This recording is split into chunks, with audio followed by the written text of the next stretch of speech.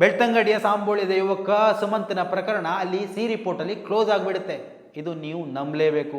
ಬೆಳ್ತಂಗಡಿಯಲ್ಲಿ ಆಗ್ತಾ ಇರುವಂತಹ ಇದುವರೆಗೂ ಆದಂತಹ ಪ್ರಕರಣಗಳು ಕೂಡ ಬಹುತೇಕ ಇದೇ ರೀತಿ ಸಮಾಪ್ತಿ ಕೊನೆ ಆದಂಥವುಗಳು. ಬೆಳ್ತಂಗಡಿಯ ನಿಗೂಢ ಸಾವಿನ ಪ್ರಕರಣಗಳು ಏನಾಯ್ತು, ಬಯಲಿಗೆ ಬಂತ ಆರೋಪಿಗಳು ಹಂತಕರನ್ನ ಸೆರೆ ಹಿಡಿಯೋದಕ್ಕೆ ಆಯ್ತಾ? ನೋಡಿ, ವಿಡಿಯೋ ಮಾಡ್ತಾ ಇದ್ದಂಥ ಸಂದರ್ಭದಲ್ಲಿ ಕಮೆಂಟ್ ಹಾಕ್ತಾ ಇದ್ರಿ, ಆರೋಪಿಯನ್ನು ಅರೆಸ್ಟ್ ಮಾಡಿದ ಮೇಲೆ ವಿಡಿಯೋ ಮಾಡಿ, ಯಾಕೆ ಇವಾಗಲೇ ಮಾಡ್ತಾ ಇದ್ದೀರಾ, ಯಾಕೆ ಕಪೋಕಲ್ಪಿತ ವಿಚಾರಗಳನ್ನು ಮಾತಾಡ್ತೀರಾ ಅಂತ. ಯಾಕೆ ಅಂತ ಇವಾಗ ನಿಮ್ಮ ಅನುಭವಕ್ಕೆ ಬಂದಿರಬಹುದು. ಇವಾಗ 2 ತಿಂಗಳುಗಳು ಹತ್ತಿರ ಆಗ್ತಾ ಬಂತು. ಹಂತಕನ ಬಗ್ಗೆ ಒಂದೇ ಒಂದು ಮಾಹಿತಿಯನ್ನು ಕಲೆ ಹಾಕೋದಕ್ಕೆ ನಮ್ಮ ಕಾನೂನು ವ್ಯವಸ್ಥೆಗೆ ಸಾಧ್ಯ ಆಗಿಲ್ಲ.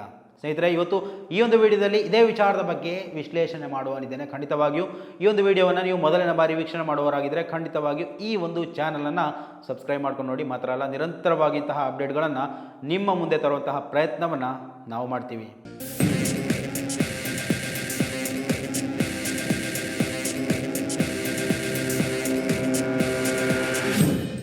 ಬೆಳ್ತಂಗಡಿಯ ಗೇರುಕಟ್ಟೆಯ ಸಾಂಬೋಳ್ಯದ ಬಾಲಕ 14 ವರ್ಷದ 9ನೇ ತರಗತಿಯಲ್ಲಿ ಕಲಿತಾ ಇದ್ದಂತಹ ಸುಮಂತ್ ಎನ್ನುವಂತಹ ಯುವಕ ಅಥವಾ ಬಾಲಕ ಬೆಳ್ಳಂಬೆಳಗ್ಗೆ ಧನುರ್ಮಾಸದ ಪೂಜೆಗೆ ಅಂತ ಹೋಗ್ತಾ ಇದ್ದಂತಹ ಸಂದರ್ಭ, ಬೆಳಗಿನ ಜಾವ 5:10ಕ್ಕೆ ಮನೆಯಿಂದ ಹೊರಟಿದ್ದಾನೆ ಅನ್ನುವಂತಹ ಒಂದು ವಿಚಾರಗಳು. ಸೊ ಆತ ಹೋಗ್ತಾ ದಾರಿಯ ಪಕ್ಕದಲ್ಲೇ ಇರುವಂತಹ ಕೆರೆಯಲ್ಲಿ ಆತನ ನಿಗೂಢವಾಗಿ ಸಾವನ್ನಪ್ಪಿದ ಸ್ಥಿತಿಯಲ್ಲಿ ಆತನ ಶವ ಶರೀರ ಮೃತಪಟ್ಟ ಸ್ಥಿತಿಯಲ್ಲಿ ಪತ್ತೆ ಆಗುತ್ತೆ. ತಲೆಯ ಭಾಗದಲ್ಲಿ ಸಣ್ಣ ಮಟ್ಟದ ಒಂದು ಹೋಳಿರುತ್ತೆ, ಆಮೇಲೆ ತುಟಿಯ ಭಾಗ, ಕಿವಿಯ ಭಾಗ ಒಂದು ರೀತಿಯಲ್ಲಿ ಕಚ್ಚಿದ ರೀತಿ ಇರುತ್ತೆ. ಸೊ ಕೈಯಲ್ಲಿ ಇದ್ದಂತಹ ಆ ಒಂದು ಏನು ದೀಪ ಏನಿದೆ ಅಥವಾ ಒಂದು ಲೈಟ್ ಏನಿದೆ ಅದು ಸಿಗುತ್ತೆ. ಆಮೇಲೆ ಅಲ್ಲಿ ಒಂದು ಕತ್ತಿ ಸಿಗುತ್ತೆ. ಆಮೇಲೆ ಆತ ಸೈಕಲಲ್ಲಿ ಹೋಗಬೇಕಾದವನ ಕೀಲಿ ಕೈ ಮನೆಯಲ್ಲೇ ಇರುತ್ತೆ. ಆ ಒಂದು ಪ್ರದೇಶಕ್ಕೆ ಬಂದಂತಹ ಮೋಟಾರ್ ಬೈಕ್ ಇರ್ಬೋದು, CCTV ದೃಶ್ಯಾವಳಿಗಿರ್ಬೋದು, ಅಲ್ಲಿನ ಹೇಳಿಕೆಗಳಿರ್ಬೋದು, ಆ ಮನೆಯವರ ಹೇಳಿಕೆಗಳಿರ್ಬೋದು, ಅಲ್ಲಿಗೆ ಬಂದಂತಹ ಒಂದು ಕುಟುಂಬಸ್ಥರ ವಿಚಾರ ಇರ್ಬೋದು, ತಾಯಿಯ ಹೇಳಿಕೆ ಇರ್ಬೋದು, ಅಣ್ಣನ ಹೇಳಿಕೆ ಇರ್ಬೋದು, ಎಲ್ಲವನ್ನ ನಿಮ್ಮ ಮುಂದೆ ತರುವಂತಹ ಪ್ರಯತ್ನವನ್ನು ನಾವು ಮಾಡಿದ್ದೆವು. ನೀವೆಲ್ಲ ನೋಡಿರ್ತೀರ, ಹಲವು ಚಾನೆಲ್ಗಳು ಈ ಒಂದು ವಿಚಾರದಲ್ಲಿ ಮಾತಾಡ್ತಾನೆ ಇದೆ. ಆದರೆ ಕೆಲವೊಂದಷ್ಟು ದಿವಸಗಳಾಯಿತು ಬೇಕಂತಲೇ ವಿಡಿಯೋ ಮಾಡಿಲ್ಲ ನಾನು. ನಮ್ಮ ಇನ್ನೊಂದು ಚಾನೆಲ್ ಕೂಡ ಇದೆ, ಅದರಲ್ಲಿ ರಿಪೀಟ್ ಆಗಿ ಈ ಒಂದು ವಿಡಿಯೋವನ್ನು ಹಾಕ್ತೀನಿ. ನಾನು ಕಮೆಂಟನ್ನು ಆಫ್ ಮಾಡಿದ್ದೆ. ಯಾಕೆ ಆಫ್ ಮಾಡಿದ್ದೆ ಅಂತ ಹೇಳಿದರೆ, ಕಮೆಂಟ್ ಮಾಡುವವರು ನೋಡಿ, ನಮ್ಮ ಕೆಲಸ ಏನಪ್ಪ ಅಂದರೆ ಪಬ್ಲಿಕ್ ಡೊಮೈನ್ನಲ್ಲಿ ಈ ಒಂದು ಪ್ರಕರಣವನ್ನು ಜೀವಂತವಾಗಿ ಇಡಬೇಕು. ದಿನನಿತ್ಯ ಜನ ಮರಿಬಾರ್ದು. ಸುಮಂತ್ ಪ್ರಕರಣ ನೋಡಿ, 1 ವಾರ ಆಯಿತು ಯಾರು ಮಾತಾಡ್ತಾ ಇಲ್ಲ, 2 ವಾರ ಆಯಿತು ಯಾರು ಮಾತಾಡ್ತಾ ಇಲ್ಲ, 2 ತಿಂಗಳಾಯಿತು ಮಾತಾಡದಂತಹ ಮಾಧ್ಯಮಗಳು ಕೂಡ ಇದೆ. ಸೊ ಇದನ್ನು ನಾವು ಹಾಗೆ ನೋಡಿ, ನಾವಿಲ್ಲಿ ನೀವು ಏನು ಒಳ್ಳೇದು ಮಾಡ್ತೀರಾ, ಪುತ್ತೂರು ಶಾಸಕರಿರ್ಬೋದು, ಅಥವಾ ಏನು ಬೆಳ್ತಂಗಡಿ ಶಾಸಕರಿರ್ಬೋದು, ಬಂಟ್ವಾಳ ಶಾಸಕರಿರ್ಬೋದು, ಮಂಗಳೂರು, ಉತ್ತರ ದಕ್ಷಿಣ ಅಥವಾ ಸುಳ್ಯ ಶಾಸಕರು ಯಾರೇ ಆಗಿರ್ಬೋದು, ಒಳ್ಳೆಯ ವಿಚಾರಗಳನ್ನು ಮಾಡುವಂತಹ, ಅಭಿವೃದ್ಧಿ ಕೆಲಸನ ಮಾಡುವಂತಹ ವಿಡಿಯೋಗಳನ್ನು ಹಾಕಲಿಕ್ಕೆ ಅಲ್ಲಿ ಪೇಮೆಂಟ್ ಚಾನೆಲ್ಗಳು 1000 ಇದೆ. ತಿಂಗಳು ಅವರಿಗೆ ಚಂದ ಹೋಗುತ್ತೆ, ದಾಖಲೆ ಸಮೇತ ಬೇಕಾದರೆ ಕೊಡ್ತೀವಿ, ಚಂದ ಹೋಗುತ್ತೆ ತಿಂಗಳು. ನಮ್ಮ ವಿರುದ್ಧ ಮಾತಾಡಬೇಡಿ, ನಮ್ಮ ಪರ ಇರುವಂತಹ ಅಭಿವೃದ್ಧಿ ಕೆಲಸಗಳನ್ನು ಹಾಕ್ತಾ ಇದ್ದೀವಿ, ನಾವು ಒಳ್ಳೆ ಶಾಸಕರು ಅಂತ ಗೊತ್ತಾಗಲಿ ಅಂತ ಬಾಯಿ ಮುಚ್ಚಿಸ್ಕೊಳ್ಳೋಕ್ಕೆ ಅಂತ ಹೇಳಿ ಹಲವು ಚಾನಲ್ಗಳಿದೆ. ಆದರೆ ನಾವು ಆ ರೀತಿ ಮಾಡೋದಿಲ್ಲ. ಯಾರಿಂದಾನು ಚಂದ ತಗೊಳ್ಳೋದಿಲ್ಲ, ಯಾರಿಂದಾನು ದುಡ್ಡು ತಗೊಳ್ಳೋದಿಲ್ಲ. ಏನು ವಿಚಾರ ಇದೆ, ಪ್ರಶ್ನೆ ಎಲ್ಲಿ ಮಾಡಬೇಕು, ಅದನ್ನು ನಮ್ಮ ಸಾಧ್ಯವಾಗುವಂತಹ ರೀತಿಯಲ್ಲಿ ನಾವು ಧ್ವನಿ ಆಗ್ತೇವೆ. ಇಲ್ಲಿ ಶೋಷಿತರು, ದಮನಿತರು ಯಾರು ನ್ಯಾಯ ಸಿಗಬೇಕು ಅಂತಿದ್ದಾರೆ ಅವರ ಜೊತೆ ನಾವು ಮಾತಾಡ್ತೀವಿ, ಅವರಿಗಾಗಿ ಮಾತಾಡ್ತೀವಿ ನಾವು. ಅಂತಹ ಸಂದರ್ಭದಲ್ಲಿ ನೀವು ಕಮೆಂಟ್ ಹಾಕ್ತೀರಾ, ಯಾಕ್ರಿ ವಿಷಯವನ್ನೇ ಎಳೆದು ಮಾತಾಡ್ತೀರಾ ಅಂತ. ನಾವಿವತ್ತು ಹಲವು ಪ್ರಕರಣಗಳಲ್ಲಿ ನಾವು ಮಾತಾಡಿದಂತಹ ಪ್ರಕರಣಗಳು ಮಣ್ಣು ಮುಚ್ಚಿ ಹೋಗಿದೆ. ನೋಡಿ, ಹಲವು ವಿಚಾರಗಳನ್ನು ಗಮನಿಸ್ಬೋದು. ನಮ್ಮ ಈ ಒಂದು ಚಾನಲಲ್ಲಿರುವಂತಹ ಹಲವು ವಿಡಿಯೋಗಳನ್ನು ನೀವುಗಳಿಗೆ ಗಮನಿಸ್ಬೋದು. ಹಲವು ವಿಚಾರಗಳು ನೋಡಿ, ಈವಾಗಲೂ ಕೂಡ ಜೀವಂತವಾಗಿರೋದಕ್ಕೆ ನಾವು ಮಾಡ್ತಾ ಇರುವಂತಹ ವಿಡಿಯೋಗಳೇ ಕಾರಣ. ಹಲವು ಪ್ರಕರಣಗಳನ್ನು ಹೇಳ್ಬೋದು. ಕೆಲವೊಂದು ಹೆಸರುಗಳನ್ನು ಹೇಳಲು ಇವಾಗ ಸಾಧ್ಯವಾಗದಂತಹ ಕೆಲವೊಂದು ಪ್ರಕರಣಗಳು, ಅದು ಯಾವುದು ಅಂತ ನಿಮಗೆ ಗೊತ್ತಿರ್ಬೋದು.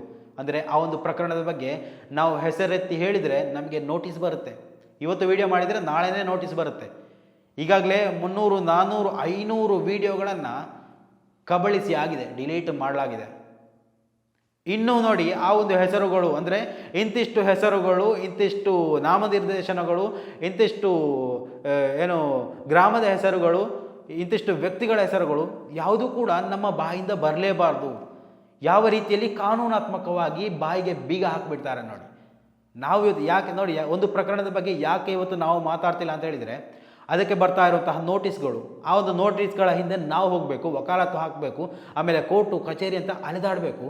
ನಮ್ಮ ಕೆಲಸ ಅಲ್ಲಿಗೆ ಮುಗ್ದೋಗ್ಬೇಕು. ಅವ್ರು ಏನು ಮಾಡ್ತಾರೆ ಅದನ್ನು ಮಾಡ್ತಾನೆ ಇದ್ದಾರೆ. ಅವರಿಗೆ ದುಡ್ಡಿನ ಬಲ ಇದೆ, ಅಧಿಕಾರದ ಬಲ ಇದೆ, ಅಹಂಕಾರ ಇದೆ, ಎಲ್ಲವೂ ಇದೆ. ನಮಗೇನಿದೆ? ನಮಗೆ ನೀವು ಮಾತ್ರ ಶ್ರೀರಕ್ಷೆ ಆಗಿರುವಂಥದ್ದು. ನೀವೇನು ನಮ್ಮನ್ನು ನೋಡ್ತೀರಾ, ಇದನ್ನು ಏನು ಜನರಿಗೆ ತಲುಪಿಸ್ತೀರಾ, ಅದು ಮಾತ್ರ ನಮಗೆ ಬಲವಾಗಿರುವಂಥದ್ದು. ಆದರೆ ಕೆಲವೊಂದಿಷ್ಟು ವ್ಯಕ್ತಿಗಳು ಮಾಡುವಂತಹ ಮಾತುಗಳು, ಮಾಡುವಂತಹ ಕಮೆಂಟ್ಗಳು ನಿಜವಾಗ್ಲೂ ಕೂಡ ಒಂದರ್ಥದಲ್ಲಿ ನಾವು ಯಾವ ವಿಚಾರದಲ್ಲೂ ಮಾತಾಡಲೇಬಾರ್ದು ಅನಿಸುತ್ತೆ. ಸರಿ, ಹೋಗಲಿ, ಏನೇ ಇರಲಿ. ಈ ಒಂದು ಸುಮಂತ್ ವಿಚಾರಕ್ಕೆ ಬರುವ. ಈಗ 2 ತಿಂಗಳು ಆಗ್ತಾ ಬಂತು. ಜನವರಿ 14ನೇ ತಾರೀಕಿನಂದು ಕಾಣೆಯಾದಂತಹ ಬಾಲಕ ಇವತ್ತಿಗೂ ಕೂಡ ಯಾಕೆ ನಿಗೂಢ ಆಗಿದ್ದಾನೆ? ಆತನ ಆ ಒಂದು ಶರೀರ ಏನಿದೆ, ಮೃತಪಟ್ಟ ಶರೀರ ಮಣ್ಣಲ್ಲಿ ಮಣ್ಣಾಗಿ ಅಲೆದು ಹೋಗಿ ಆಯಿತು. ಆತನ ಶರೀರಕ್ಕೆ ನ್ಯಾಯ ಸಿಗುವಂಥದ್ದು ಹೇಳಲ್ಲ. ಆ ಒಂದು ಬೇಸರದಿರುವಂತಹ, ದುಃಖದಲ್ಲಿರುವಂತಹ ಅಥವಾ ಅನ್ಯಾಯಕ್ಕೆ ಒಳಗಾದಂತಹ ಆ ಒಂದು ಕುಟುಂಬಕ್ಕೆ ನ್ಯಾಯ ಸಿಗಬೇಕು ಅಂದರೆ ಆ ಒಂದು ಹಂತಕನನ್ನು ಅರೆಸ್ಟ್ ಮಾಡಲೇಬೇಕು. ದಿನನಿತ್ಯ ಎಲ್ಲಿ ಇದು ಪಬ್ಲಿಕ್ ಡೊಮೈನಲ್ಲಿ ಚರ್ಚೆ ಆಗ್ತಾ ಇರುತ್ತೆ, ಆವಾಗ ಮಾತ್ರ ಇದು ಕಾನೂನು ವ್ಯವಸ್ಥೆಯಲ್ಲಿ ಕೂಡ ಬಿಸಿ ಬಿಸಿ ಚರ್ಚೆ ಆಗ್ತಾ ಇರುವಂಥದ್ದು. ಅವರು ಕೂಡ ನಿರೀಕ್ಷೆ ನೋಡಿ, ಯಾರಾದರೂ ಮಾತಾಡ್ತಾ ಇದ್ದಾರಾ ಅಂತ ನೋಡ್ತಾ ಇರ್ತಾರೆ. ಯಾರು ಮಾತಾಡ್ತಾ ಇಲ್ವಾ ನೋಡಿ, ಬೇಡ, ಈ ಪ್ರಕರಣವನ್ನು ಸ್ವಲ್ಪ ಲೇಟ್ ಮಾಡಿದರೆ ಪರವಾಗಿಲ್ಲ, ಯಾರು ಮಾತಾಡ್ತಾ ಇಲ್ಲ, ಬಿಟ್ಬಿಡಿ ಅಂತ ಹೇಳ್ತಾರೆ. ಆದರೆ ನಿಮಗಿದು ಅರ್ಥ ಆಗೋದಿಲ್ಲ. ನೀವೇನು ಅನ್ಕೋತೀರಾ? ಸುಮಂತ್ ಪ್ರಕರಣ ತೊಗೊಂಡ್ಬಂದ ಏನೋ ದುಡ್ಡು ಮಾಡ್ತಾ ಇದ್ದಾನೆ, ಅವರಿಗೆ ಯೂಟ್ಯೂಬಲ್ಲಿ ಲಕ್ಷಾಂತರ ದುಡ್ಡು ಬರುತ್ತೆ, ಅದಕ್ಕೋಸ್ಕರ ಮಾಡ್ತಾ ಇದ್ದಾನೆ ಅಂತ ನೀವು ಕಮೆಂಟ್ ಹಾಕ್ತೀರಾ. ನೋಡಿ, ನಿಜವಾಗ್ಲೂ ನಾಚಿಕೆ ಆಗಬೇಕು. ನಾವಿದಕ್ಕೆ ಮಾತಾಡ್ತಾ ಇದ್ದೇವೆ ಅಂತ. ಹಾಗೂ ಕುಟುಂಬ ಮಾತಾಡಿಸುವಂಥ ಸಂದರ್ಭದಲ್ಲಿ ಬಹಳಷ್ಟು ಬೇಸರ ಆಗುತ್ತೆ. ಅಣ್ಣನ ಮೇಲೆ ಆರೋಪ ಮಾಡಿದವರಿದ್ದಾರೆ. ಇದೇ ಕಮೆಂಟ್ ಹಾಕುವವರೇ ಅಣ್ಣನ ಮೇಲೆ ಆರೋಪ ಮಾಡ್ತಾರೆ, ತಾಯಿಯ ಮೇಲೆ ಆರೋಪ ಮಾಡ್ತಾರೆ, ಮಾವನ ಮೇಲೆ ಆರೋಪ ಮಾಡ್ತಾರೆ, ತಂದೆಯ ಮೇಲೆ ಆರೋಪ ಮಾಡ್ತಾರೆ. ಎಲ್ಲವೂ ಮಾಡುವವರಿದ್ದಾರೆ. ಆದರೆ ಇಲ್ಲಿ ನ್ಯಾಯ ಕೊಡಿಸೋಕೆ ಅಂತ ಯಾರೂ ಇಲ್ಲ. ಇಲ್ಲಿ ಪಬ್ಲಿಕ್ ಡೊಮೈನಲ್ಲಿ ಯಾವತ್ತಿಗೂ ಬಿಸಿ ಬಿಸಿ ಎಷ್ಟರವರೆಗೆ ಚರ್ಚೆ ಆಗ್ತಾ ಇರುತ್ತೋ ಅಷ್ಟರವರೆಗೆ ಈ ಒಂದು ಪ್ರಕರಣ ಜೀವಂತವಾಗಿರುತ್ತೆ. ಎಲ್ಲಿ ಇದರ ಸದ್ದಡಗುತ್ತೋ ಅಲ್ಲಿಗೆ ಈ ಒಂದು ಪ್ರಕರಣದ ಸಮಾಪ್ತಿ ಆಗುತ್ತೆ. ಪ್ರಕರಣಕ್ಕೆ ಇತ್ಯರ್ಥ ಆಗೋದಕ್ಕೆ ಸಾಧ್ಯನೇ ಇಲ್ಲ. ಬೆಳ್ತಂಗಡಿಯ ಸಾಂಬೋಳ್ಯದ ಯುವಕ ಸುಮಂತ್ನ ಪ್ರಕರಣ ಅಲ್ಲಿ ಸಿ ರಿಪೋರ್ಟಲ್ಲಿ ಕ್ಲೋಸ್ ಆಗಿಬಿಡುತ್ತೆ. ಇದು ನೀವು ನಂಬಲೇಬೇಕು. ಬೆಳ್ತಂಗಡಿಯಲ್ಲಿ ಆಗ್ತಾ ಇರುವಂತಹ ಇದುವರೆಗೂ ಆದಂತಹ ಪ್ರಕರಣಗಳು ಕೂಡ ಬಹುತೇಕ ಇದೇ ರೀತಿ ಸಮಾಪ್ತಿ, ಕೊನೆ ಆದಂಥವುಗಳು. ಯಾಕೆ ನೀವು ಅರ್ಥ ಮಾಡಿಕೊಳ್ತಾ ಇಲ್ಲ? ನನಗಂತೂ ಅರ್ಥ ಆಗ್ತಾ ಇಲ್ಲ. ಕೆಲವೊಂದು ವಿಚಾರದಲ್ಲಿ ನಾವು ಮಾತಾಡಬಾರ್ದು ಅನಿಸುತ್ತೆ, ಆದರೆ ಮಾತಾಡದೆ ನಿರ್ವಾಹ ಇಲ್ಲ. ನೋಡಿ, ಅಷ್ಟು ಸಣ್ಣ ಬಾಲಕ, ಇನ್ನು ಎಷ್ಟೇ ದೊಡ್ಡ ವೈರತ್ವ ಇದ್ದರೂ ಆತನನ್ನು ಹಾಗೆ ಹೊಡೆದು ಕೊಲೆ ಮಾಡಬೇಕಾದಂತಹ ಅವಶ್ಯಕತೆ ಏನಿತ್ತು? ಅದು ಇನ್ನು ಕುಟುಂಬದವರಿಂದೇ ಆಗಿರಲಿ, ಅಥವಾ ಹೊರ ಯಾರಾದರೂ ಗ್ರಾಮಸ್ಥರು ಮಾಡಿರಲಿ, ಅಥವಾ ಇನ್ಯಾರೋ ಇನ್ನು ಆತನ ಶಿಕ್ಷಣ ವಲಯದಲ್ಲಿ ಕೂಡ ದೊಡ್ಡ ಮಟ್ಟದಲ್ಲಿ ಚರ್ಚೆಗಳು ಆರಂಭ ಆಗಿರುವಂಥದ್ದು. ನೋಡಿ, ಆತ ಏನು ಒಳ್ಳೆಯ ಪ್ರತಿಭಾನ್ವಿತ ವಿದ್ಯಾರ್ಥಿ ಆಗಿದ್ದ.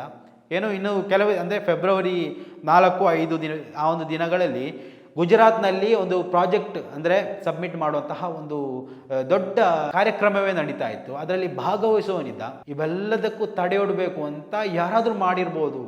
ಸೊ ಆತನ ಶಾಲಾ ವಿಚಾರದಲ್ಲೂ ಕೂಡ ಸ್ವಲ್ಪ ಗಮನಿಸಿ, ಆ ಒಂದು ವಿಚಾರದಲ್ಲೂ ಕೂಡ ನೀವು ತನಿಖೆಯನ್ನು ಮಾಡಿ ಅಂತ ಪೊಲೀಸರನ್ನು ಒತ್ತಾಯ ಮಾಡ್ತಾಯಿದ್ರು. ಒಂದರ್ಥದಲ್ಲಿ ಎಲ್ಲವೂ ಸತ್ಯ.